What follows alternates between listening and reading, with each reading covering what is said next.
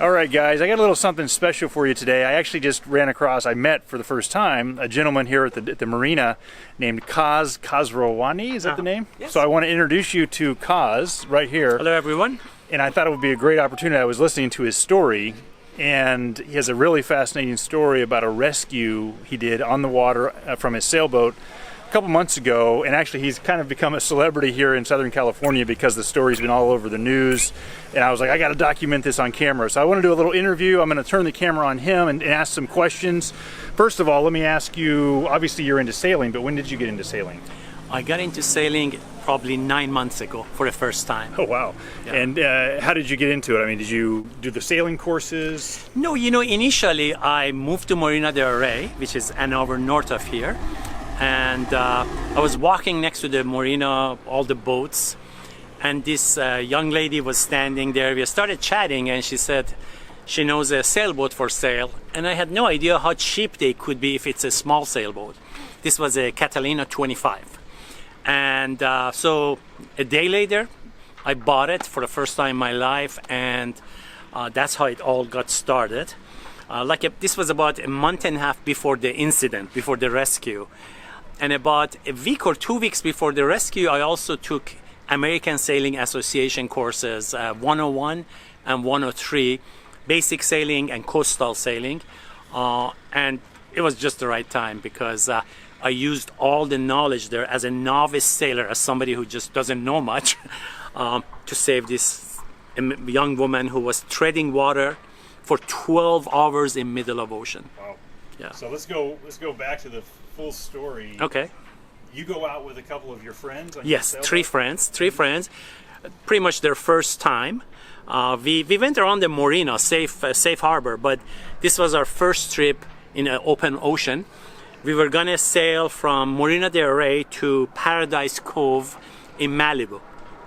It's about 3.5 hours, 4 hours sailing. And these three guests, their first time, I told them, oh, don't worry, it's fun. We just go out there. You guys can have a drink. I won't drink as a captain, but it's just fun day. And nobody knew what's going to happen next, basically.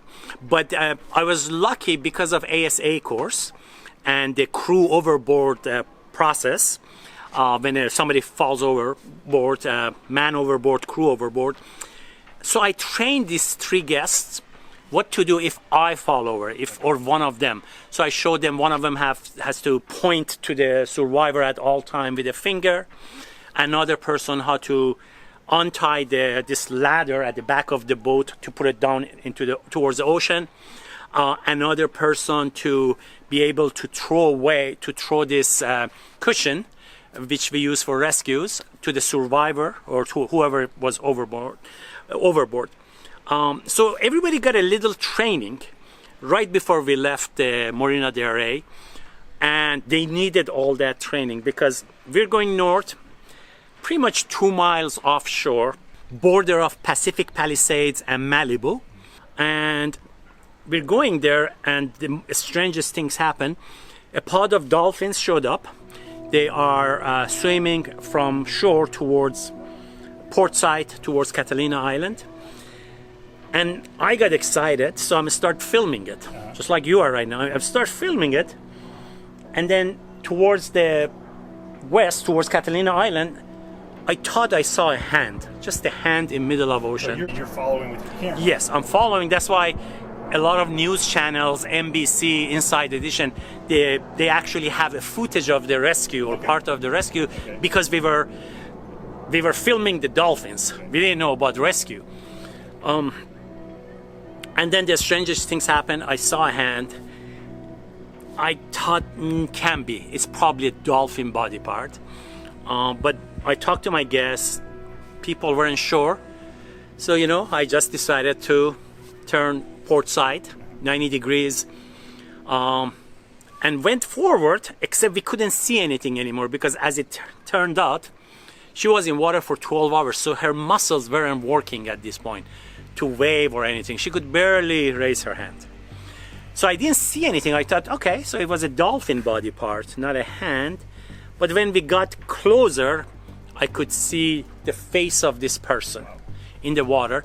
Her hands, her legs, everything was underwater. She was trying to just survive, treading water. So we got closer, and she could see us now. So she again raised her hand. Now, when I saw her finally, my sail is up, even though it wasn't windy. The engine, the outboard engine, Yamaha 9 horsepower was running. And first thing I did was, okay, this is not exercise from classroom, because in exercise, the person is always behind you. When somebody goes overboard and you're moving forward, that person is behind you. In this case, it was in front of us. So I had to modify the 8 thing a little bit. I went close to her, probably 20 feet away, 15 feet away, to pass her really fast, so one of my guests, under my instruction, could throw that required by California law, throw this square-shaped utility cushion to the survivor. What we didn't know is this person doesn't have any strength to hold on to it. So as soon as I pass her, I look back, I noticed the cushion, she released it. She just knows how to survive by treading water on her back. So anyway, if any of your viewers saw an orange cushion somewhere in Pacific Ocean, it's mine. But anyway, she let it go. So I went and turned around, except I changed direction so the wind wouldn't crash the boat against her skull. And what happened was, it wasn't that windy, but still I knew I shouldn't get too close to her. So we went, second attempt. This time she's very lucky, because short time before that from Amazon, I purchased another rescue device, which is similar to this cushion, except it has a 70 feet line or cord attached to it. So if the survivor can hold on to it, we could pull her. So I told my another guest, the second guest, I'm gonna pass by her, throw this out precisely close to her. I passed within 12 feet, 15 feet, I'm not sure. So the survivor could actually hold on to this. It's much easier to hold. And then I stopped the engine. We didn't have time to put the sail down, but it was okay. I figured my engine can totally overpower the sail, because the sail is not a single-handed boat. I had to go over the saloon and do all that, but it wasn't much wind, so I figured we'll be okay. We pulled her close to the boat, not too close, because now I could see the wave next to the body of the boat that could crash her head. So within 10 feet of the boat, I stopped, and then we pulled her sideways towards back of the boat. At that time, was she doing any kind of speaking at this time, or saying anything? No, she was just limp almost. Yeah, she was pretty much unconscious, except she wasn't. So when I pulled her towards the back, I knew I have to turn off the engine so the blades wouldn't, because the blade is right next to the ladder. Sure. I turned off the engine, and then we pulled her all the way to the back of the boat until she could, after 12 hours, she could touch something solid. She grabbed the bottom of the ladder, and that's when the tough time arrived, because she was a dead weight. She couldn't help us. Her muscles were not functioning. And I tried to pull her. I couldn't. She was all nude because of skinny dipping. I'll tell you why she was there skinny dipping. But then one of my guests, I asked for help. There was 2 ladies and 1 gentleman in my boat as guests. So the gentleman came, helped me, and after a few minutes we could get her into the cockpit. The 2 ladies, I'm glad I had ladies in the boat, because she was all nude. And the 2 ladies immediately went to the salon, got a towel and a very thick blanket to warm her. You know, she was almost going to pass out. In fact, she passed out. But I gently slapped her, and my guest helped, so I can ask her a very important question. Because I was thinking, is she alone, or are there other survivors in the water? Because I didn't know about skinny dipping. Maybe they were thrown out of the capsized boat or something. So I gently slapped her and I said, are you alone, or should I look for other survivors? And luckily she was alone. She told me her first name and that she's alone. Then I let her just pass out again. Also, 2 nights before or a night before, I learned for the first time, again, I'm a total novice, I learned for the first time to use a VHF radio. I made sure it has a battery, it's fully charged, and I knew how to go to channel 16. So I turned it on. Once the survivor was in the cockpit and we had blankets over her, I sent a mayday, mayday, mayday to US Coast Guard. Initially, the dispatcher who was talking over the VHF phone with me couldn't understand. She thought it was a man overboard, crew overboard, but I said, no, really, in the middle of ocean, there is a human being. Finally, they figured out, and then there was a 3-way communication with the rescue boat they eventually sent us from Los Angeles County Fire Department Water Rescue Division. And they were godsend. In like 10 minutes, less than 10 minutes, I think they made it from Redondo Beach all the way to our position close to Malibu, really fast. They had a medical board. Now, at this time, water was a little bit the waves were getting larger. I was worried about two boats parking next to each other, but one of the co-captain of the rescue boat, he jumped over to our boat, looked at her, and we finally transferred her. They left. We agreed to meet later at the Marina del Rey headquarters of the rescue boat, the LA County Fire Department. But while we are going back, all my guests are in shock. They have no idea what just happened. A totally nude person in the middle of ocean. It was just shocking. The whole thing was shocking. They were all processing. Worst things went into our mind why she was there. Right. But it passed, and later on, the captain of the rescue boat who came to rescue it from us, he said we interviewed her. Barely, she's in hospital now. She ended up 3 days in hospital, but he told me that she went out for midnight skinny dipping, and somehow she got disoriented. She just couldn't get back. The currents took her. And where was she? Where'd they say she took off from? I think they said from Venice Beach, close to Santa Monica. So that would be. I mean, maybe you could explain. The distance the currents took her away was literally 5 miles north, 2.5 miles offshore. So, but I gotta really give her. You know, a lot of these news organizations call me hero. I'm no hero. I was scared all the time. But this lady was a hero because she didn't give up from midnight until almost noon. She didn't give up, but she also was so lucky in so many ways. One, the LA Times reporter asked the rescue boat captain who came to transfer the survivor from our boat to theirs. The LA Times reporter asked him, can a human survive 12 hours in this cold, really cold water? As it turns out, August and September, I Googled it, is the warmest temperature in Santa Monica Bay. So she's lucky that it wasn't 2 months before or 2 months after. This was manageable. I think it was 66 degrees or 67 degrees. So based on... It's still very cold. Very cold. But human body can survive it. I think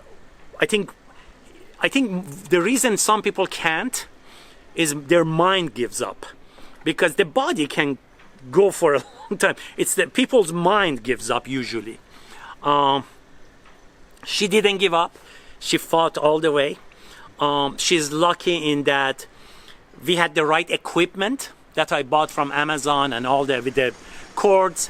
She was lucky that I took the ASA class, because at minimum, the whole crew overboard procedure was fresh in my mind, even though I had to modify it since it wasn't a crew member. But it was fresh in my mind. At least I saw the process once. I knew what I should be doing. I was lucky that I trained my 3 guests before we left the slip in Marina del Rey about what to do. You know, especially, it was very important. One of them, all of them really did well. One of them constantly pointed the finger to the survivor. That really helped me, because I'm trying, as a novice sailor, I'm trying to manage the boat moving it. I'm trying to manage my crew, which are totally beginners, and I'm trying to manage the rescue and what I learned in the classroom. So it was kind of tough, but it went quite well. And she survived because of training, equipment. ASA class was pretty good, even though it was a different kind of rescue that we did. The fact that I just bought a boat for the first time in my life, the fact that I took initiative a week or 2 weeks before and went online and passed I got my California boater's license, which is not required if you're over 35 years old in California. But I did it, and part of that course was very good with safety stuff. How to use the gun flare, the VHF radio, the condition of the ocean. That was pretty good. She was lucky that the wind wasn't that crazy, because again, my boat, if it was really windy, I had to go and bring the sail down, and it would take some time because it's not a single-handed operation in that one, and my guests didn't know what to do.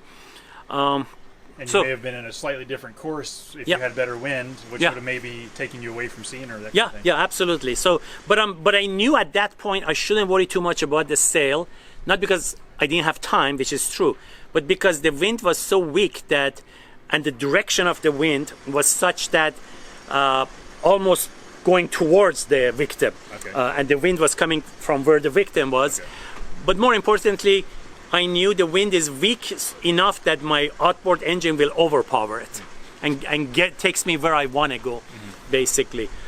It wasn't her time. It wasn't her time. And I saw some news about maybe the Dolphins. They're kind of thing, Dolphins led you to the. You know, some people who are religious say, it was divine intervention. Some people say it was accident. But I don't know what Dolphins thought they're doing. But the fact that they moved towards her and I was filming it let me seeing her. Now, it could be accidentally dolphins were going that way, or dolphins saw a human and maybe they were just wondering what's going on, or maybe, as some people say, dolphins love humans and save humans. I don't know, but what I do know is that it was because of dolphins I ended up going that way. And again, it was like after that the whole thing became crazy. News was everywhere, and then Los Angeles Chargers football team, they made me like their hometown hero in front of 70,000 people. Oh, wow. End of last year, and they showed the whole rescue, and I keep telling people I am not a hero. I just was in the right place, right time. I used the training that I had to do the best I can do, but and maybe I could do a better job, maybe not at that moment, but it all worked out. Well, I'll stop the interview there, but that was really, I just heard that story and I thought, oh my goodness, we have to share with the viewers on the camera. So really interesting story. Thanks for your time, Koz. And if they want to see the whole story, they can just Google Marina del Rey Sea Rescue. Okay. Marina del Rey Sea Rescue. They can read the whole thing. They can watch the rescue. Oh, wow. Thank you so much for your time. Thank you. Okay.